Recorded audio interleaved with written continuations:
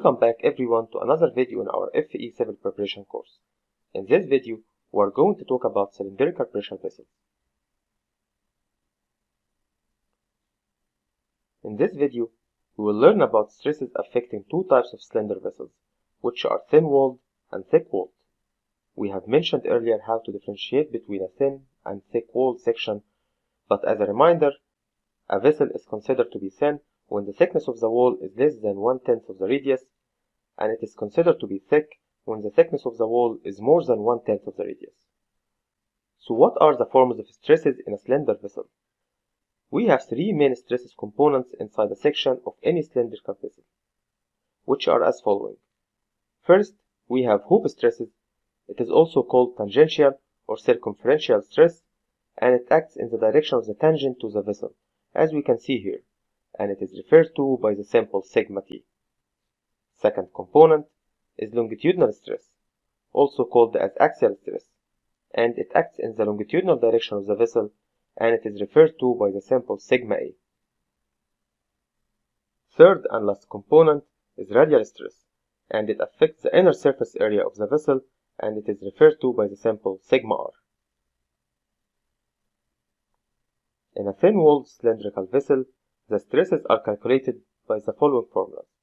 Sigma t equals PR over T, and sigma A equals PR over 2T, where sigma r is a very small value that could be ignored in thin-walled sections, where P is the internal pressure, T is the thickness of the wall, and R is the mean radius of the vessel, which equals to the inner radius plus outer radius over 2.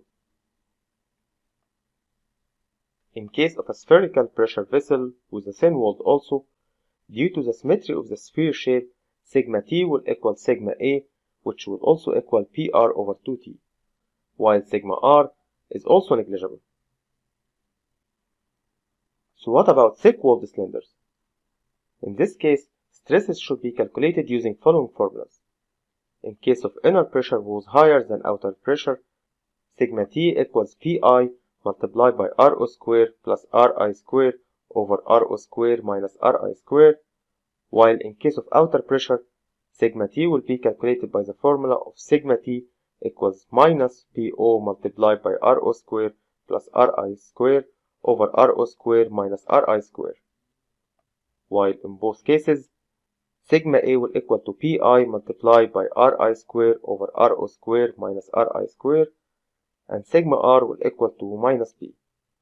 All of this where pi is the internal pressure, po is the outer pressure, ri is the inner radius, and rho is the outer radius. So now, let's have an example of this. So let's check this example. We have here a compressed gas cylinder with internal pressure of 8 megapascal, and the outside diameter is 25 centimeter, and the allowable stress of the steel is 90 megapascal, and we want to know the required thickness of the wall. Okay, so here we know that P equals 8 megapascal. We know that R, which is the radius, equals 125 millimeter, and we know that sigma equals 90 megapascal. So we will use the sigma t equation, which equals P R over T, and we get that T equals P multiplied by R over sigma T. So T will equal 8 multiplied by 125 over 90. So we will get 11.1 millimeter, and this is the minimum required wall thickness. Of course, we have another equation for the stress, which is the axial stress, which is P multiplied by R over T. But if we use the other equation, you can see that we will have to add 2 here. Adding 2 here means that we will get half this thickness. It will need 5.5 approximately due to the axial stress. But at the same time, for the tangential stress, we need to get minimum thickness of 11.1. So it means that the 11.1 is the governing factor now, because the tangential stress is the governing factor. That's why we used only this equation. We could have substituted in both equations the stress tangential and the stress axial, but in one case we're going to get 5.5 millimeter, in the other case we're going to get 11 millimeter, so we will have to end up using the 11 millimeter anyway. That's why we only substituted in this equation. So this is it for our video today. Thank you.